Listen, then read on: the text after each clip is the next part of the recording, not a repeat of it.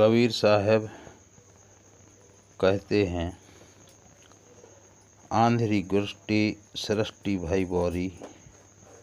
गुष्टी का अर्थ है गोष्ठी, सभा, मंडली, समाज, समूह, वार्तालाप।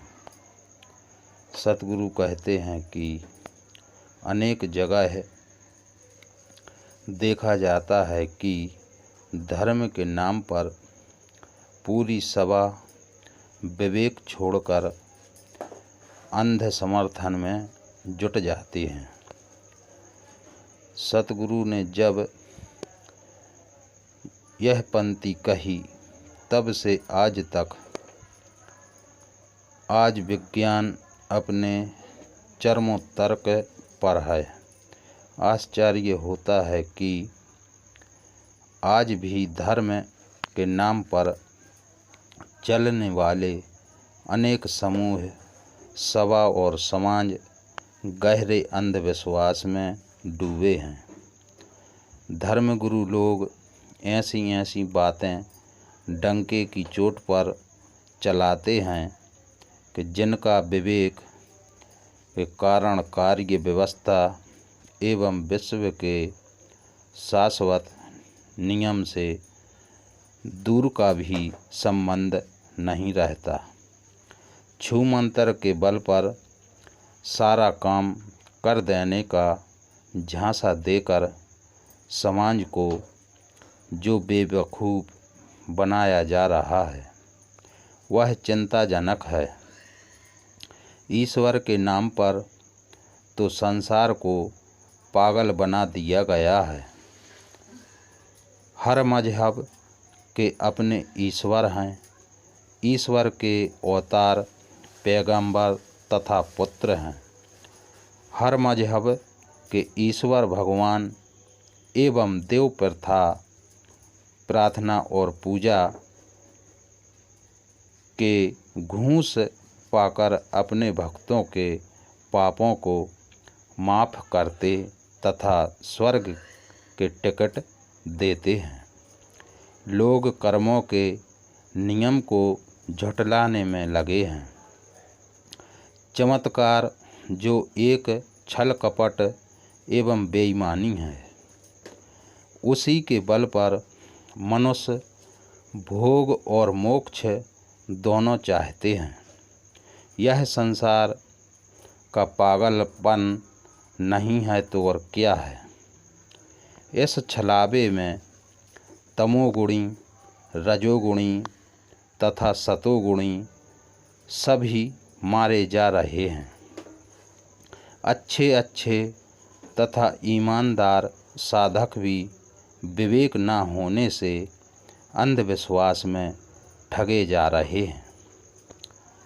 मन के भ्रम, अभिदा, मोह तथा राग में ब्रह्मा, विष्णु, महादेव, देवता, नाग, वरुण, यक्ष, राक्षस आदि सब ठगे गए। इनकी कथाएं महाकाव्यों तथा पुराणों में पढ़कर इसके विषय में पर्याप्त प्रकाश पड़ता है। आदि अंत जाकी झलक न जानी, ताकि डर तुम काहे मानी। इस पंक्ति में आया हुआ झलक शब्द ब्रह्मा का वाचक लगता है। जनक पैदा करने वाले को कहते हैं और पुराणों ने ब्रह्मा को सबका जनक कहा है। जनक से ही कहीं पाठ भेद होकर झलक हो गया तो आश्चर्य नहीं है। वैसे का अर्थ भी ब्रह्मा माना जाता है।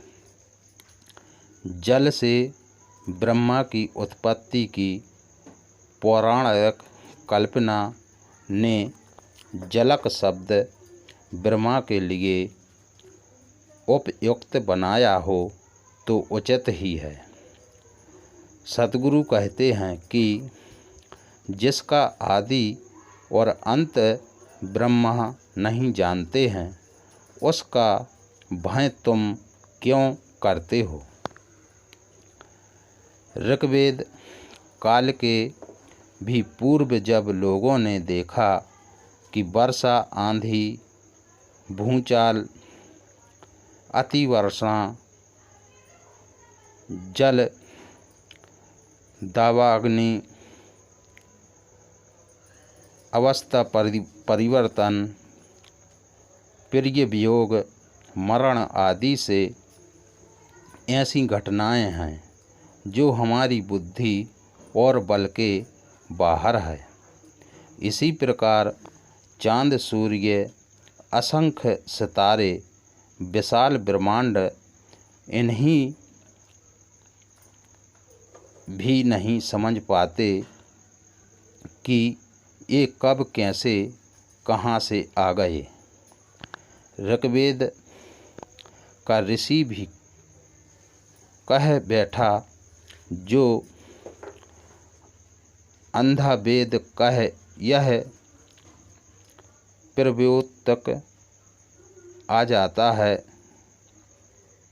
अर्थात कौन पूरा जानता है और कौन कह सकता है कि यह सृष्टि कहाँ से आई है। मनुष्य ने कल्पना की कि आकाश में ऐसे देवता बैठे नीचे की ओर हमें झांक रहे हैं, जो हम पर कोप और कृपा कर सकते हैं। यदि हम इन्हें खुश कर सकें तो बहुत से उपद्रवों से बचकर सुख पा सकते हैं। मनुष्य हवन, तर्पण, बलि आदि के द्वारा उन कल्पित देवताओं की पूजा उपासना करने लगे। जब आदमी और सभ्य हुआ तब उन सारे देवों को एक बंध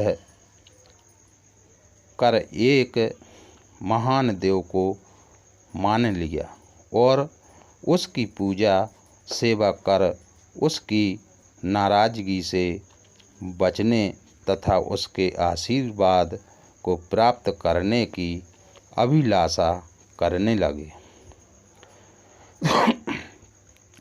कबीर साहब पवित्र कर्म, नैतिकता तथा आत्मज्ञान के बल से बलवान थे। वे तत्वदर्शी तथा निर्भीक पुरुष थे एवं वे कहते हैं कि हे मनुष्य, जिस कल्पित देव का आदि अंत एवं वास्तविकता ब्रह्मा तक नहीं समझ सके, उसका भय तुम क्यों करते हो। विश्व में एक कारण कार्य व्यवस्था है। भौतिक जगत अपने नियम से चल रहा है और जीव अपने अच्छे बुरे कर्मों से सुख दुख पाते हैं। तुम्हें दुख और सुख देने वाला कोई देव नहीं है। अपने ऊपर देव की कल्पना ही अज्ञान से उत्पन्न है। उठो, स्वरूप ज्ञान में जागो और अपने कर्मों को सुधारो। किसी का भय मत करो। बे उतंग तुम जात पतंगा, यम घर कियो जीव को संगा।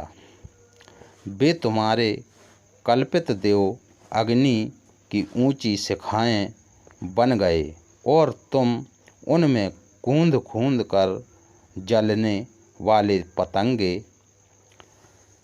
तूने अपने आप को यम के घर में झोंक दिया। वासना, कल्पना, अज्ञान ही यम है और तू इन्हीं में पड़ा है। किसी कल्पित देव के भय की छाया में तुम्हारा आत्मविश्वास नहीं हो सकता। देवों की गुलामी से छूटे बिना न स्वरूप ज्ञान हो सकता है और न उसमें स्थिति। बंधन दो प्रकार का होता है, वाणी जाल तथा खानी जाल।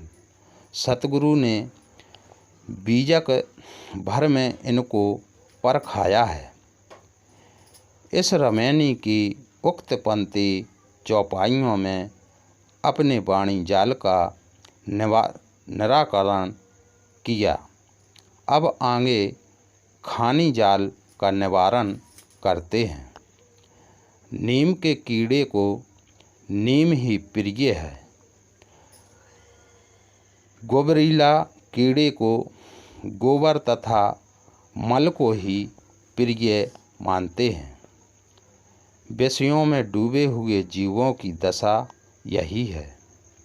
उन्होंने इंद्रियों की उत्तेजना तथा मलिन विषयों का सेवन ही अमृत लगता है, परंतु इनमें भासता हुआ सुख भ्रमजन एवं क्षणिक है और इसके फल में घोर आत्म पतन है।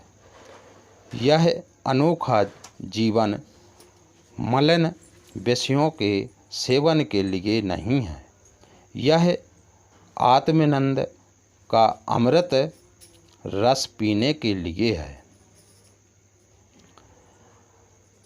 आनंद का सागर वही होता है जो विषयों की अहंता से रहित होता है।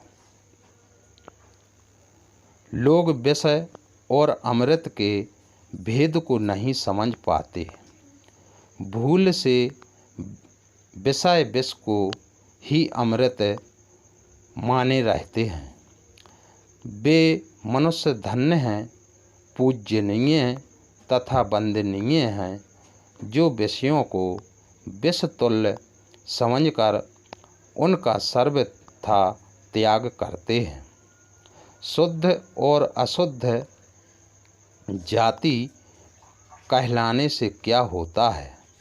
बिना विवेक सब विषयों की मलिनता में डूब रहे हैं। अथवा काहे भय नर शुद्ध बेशुद्धा, शुद्ध मानव शरीर पाकर क्या हुआ, जब वह अशुद्ध विषयों में ही लीन है। बड़े बड़े विद्वान तथा बुद्धिमान भी बिना यथार्थ पारख के घिनौने कर्मों के सागर में गोते लगा रहे हैं और संसार में हास्यास्पद हो रहे हैं।